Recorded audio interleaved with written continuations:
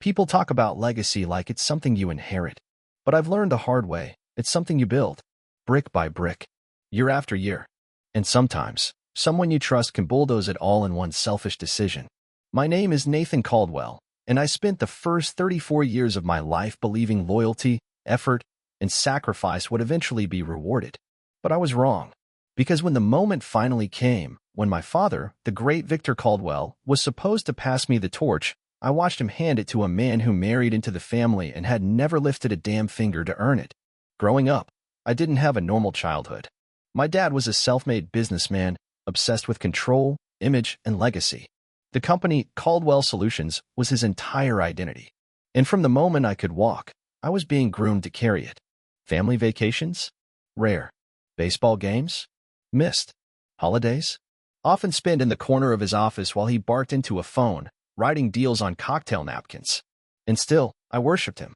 I studied harder, graduated early, got my MBA, interned at our competitors to learn from the ground up. While my friends went backpacking in Europe, I was memorizing shareholder reports. I wasn't just his son. I was his shadow.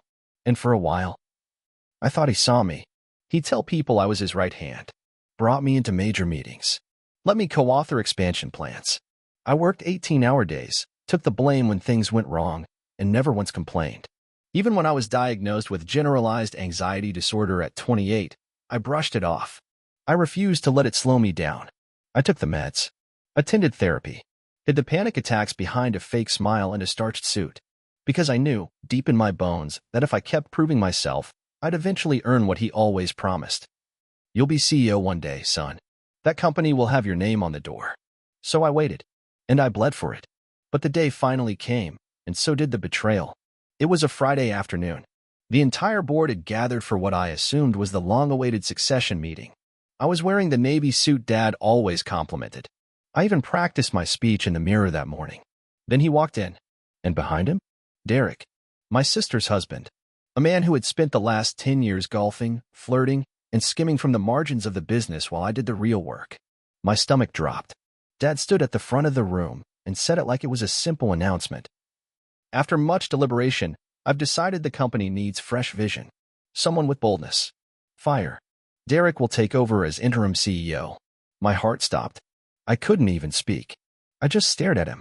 And when I finally whispered, "You promised me." He looked at me calm, cold, like a surgeon removing a tumor. "You're brilliant, Nathan, but you're fragile.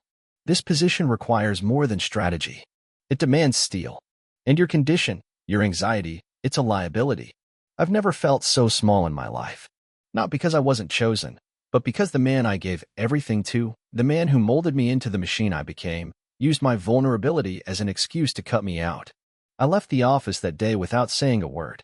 No goodbyes. No fight. No scene.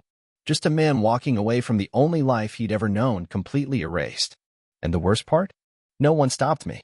Walking away from Caldwell Solutions felt like jumping off a cliff without knowing if the parachute would open. I didn't have a backup plan. No rival job offers. No nest egg tucked away. Just years of loyalty repaid with silence and shame.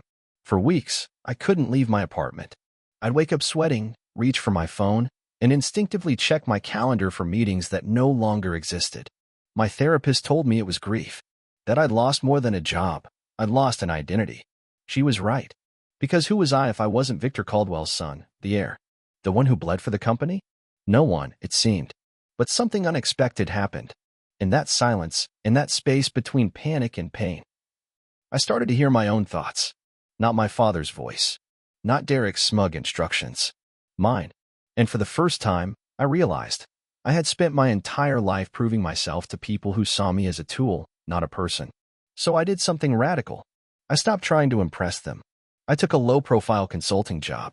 Nothing glamorous, just helping mid-size firms restructure and find their voice. And to my surprise, I was good at it. Not because I was the boss's son, but because I knew what it meant to build something from the ground up. I reconnected with old friends.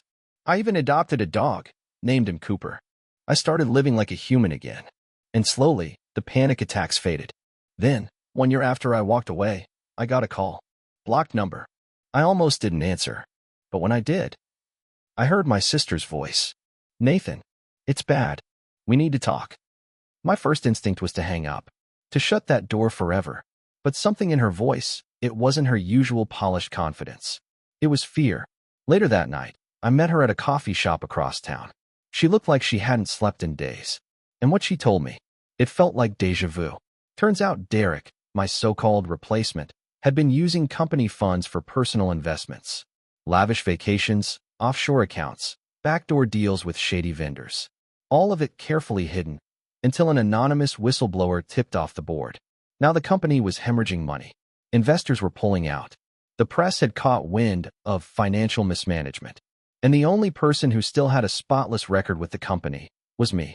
Dad wants to meet, she said. He's ready to talk. He knows he made a mistake. I laughed out loud. A mistake?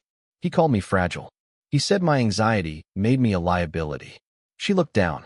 He was wrong. Wrong didn't even begin to cover it.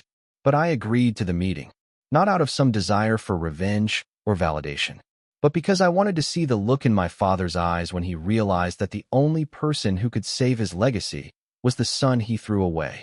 I arrived at the Caldwell Solutions headquarters exactly 1 year and 17 days after I left it. Same building, same cold marble lobby, same receptionist who used to greet me with Mr. Caldwell, your father's expecting you. Only this time, she avoided eye contact. I was escorted to the executive conference room, the same one where my father publicly humiliated me. And there he was, Victor Caldwell, still impeccably dressed, still composed, but the fire in his eyes? Gone. He looked smaller, like life had sanded him down to the bone. He stood as I entered, like he was about to embrace me. I didn't move. Nathan, he said, voice tight. Thank you for coming. I pulled out a chair and sat down, silent. He sat too, hands folded. For a moment, neither of us spoke. Then finally, he exhaled. I owe you an apology. I blinked. For which part? The public humiliation? Choosing Derek over me? Or calling my mental health a liability? He didn't flinch. All of it. I could tell it hurt him to say it. Good. Then he laid it out. Derek had fled the country. The company was on the verge of collapse. Multiple lawsuits pending. The board had lost confidence in Victor. And the only way forward was if someone with a clean reputation, institutional knowledge, and moral clarity took charge. Someone like me. The board is willing to reinstate you, he said. As CEO. Full control. You'd have the authority I never gave you. It was everything I'd worked for. Everything I bled for. And now, when the house was burning down, they were offering me the keys. But I didn't answer right away. Instead, I asked him something that had haunted me since the day he replaced me. Why, Dad? His jaw tightened. You were the best man for the job, Nathan. But I was scared. Scared of what? Scared of giving the company to someone I couldn't control. You had ideas. You had heart. I didn't know how to let go. He looked me in the eyes for the first time in years. But now I do. I sat there, watching the man I once worshipped crumble beneath the weight of his own pride. And in that moment, I realized something important. I didn't need his approval anymore. Because I had become the man he always wanted to be, but never could. I'll think about it, I said, rising to my feet. But if I return, it's on one condition. He nodded. Name it. You step down. Officially. No strings. No shadow management. I'm not cleaning up your mess while you hover behind the curtain. There was a long pause. Then he stood up and extended his hand. Deal. When I walked back into that boardroom, it wasn't as Victor Caldwell's son. It wasn't as the prodigal heir. It was as Nathan Caldwell, the man who rebuilt himself from rubble. The man who was done living in the shadow of anyone else's empire. The board voted unanimously. And just like that, I became CEO, but not of the company my father left behind. Of the one I was about to remake from the ground up. The first thing I did was dismantle the structure he built to keep control. No more backdoor handshakes. No more nepotism. No more blind loyalty to outdated ideals.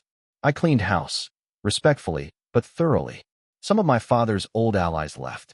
Others stayed and watched in awe as I brought in fresh minds, diverse voices, ethical advisors, and actual transparency. We sold off the vanity branches, cut the dead weight, reinvested in the people who had been silenced under Derek's reign of charm and incompetence. And for the first time in its history, Caldwell Solutions became what it was always supposed to be. A business that led with purpose, not ego. My father? He stayed out of it, just like he promised. Occasionally, I'd see him at family gatherings, older now, quieter. He never tried to interfere again. And once, about 6 months in, he pulled me aside. "You've built something better than I ever could," he said. I didn't respond. I didn't need to. Because I didn't do it for his praise.